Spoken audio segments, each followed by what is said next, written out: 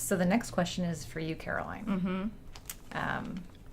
Caroline is a vegetarian, and she knows a lot about these organic type foods. So Mark is asking, I hear a lot about eating organic to be more healthy. Grass-fed beef, wild and free chickens, which, by the way, beef and chicken is not vegetarian, fruits and vegetables.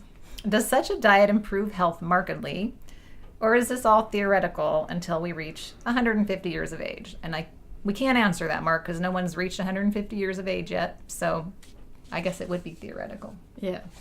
But that's an interesting question, Mark, and the fact that I'm vegetarian, I'm still willing to answer that. So, so basically, it's been proven that organic fruits and vegetables have slightly higher antioxidant levels. So that's one benefit. They also may not contain pesticides. There's specific pesticides that are allowed in organic food. So, and that varies depending on administrations and a variety of other things. So, depending on kind of what's going on in the political world at the time, is dependent on what pesticides you might likely find in your organic food. So that's something to kind of think about as well. Grass-fed beef, which you ask about, it has higher omega-3 content, it's lower in saturated fats, so that's a healthier choice. But really, it's still a red meat, and you kind of want to be trying to keep your red meat consumption to just a few times a week, and maybe adding leaner meats in. If you are choosing red meat, choose the leanest cut. But maybe try and incorporate more chicken, more fish, and cut back on the red meat.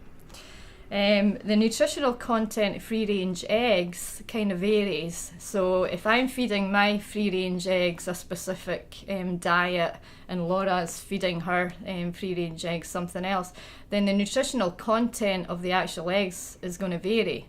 So basically a lot of people choose free-range eggs specifically for ethical reasons, animal welfare reasons.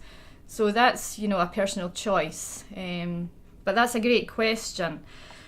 The other thing that you can think about doing is Googling what's called the Dirty Dozen. So that is actually a list of 12 fruits and vegetables that if you are choosing to buy organic, those are the ones that you kind of want to start with first, basically because they have higher levels of pesticides, fungicides, and other things that you don't really want in your body. So the top of the list there is strawberries, spinach, nectarines and apples, and then there's another 8 on that list. So just check that out and have a look over that. That's useful information. I know that organic food is a lot more expensive, so that comes into it for everyday people, that you want to weigh up what should I buy organic, or what should I, if I can afford to only buy certain things. So that list is a kind of starting point for you. So do you have anything else, Laura, to add to that? I would just add to that point, Caroline, that if you can't afford organic, you're still better off choosing conventional fruits and vegetables and eating those. They don't pose a health risk. They actually improve your health. So there's reasons why organic may be preferable, especially for, again, people with food sensitivities, different kinds of sensitivities, or, because you care how farming happens in the world and you care about the land.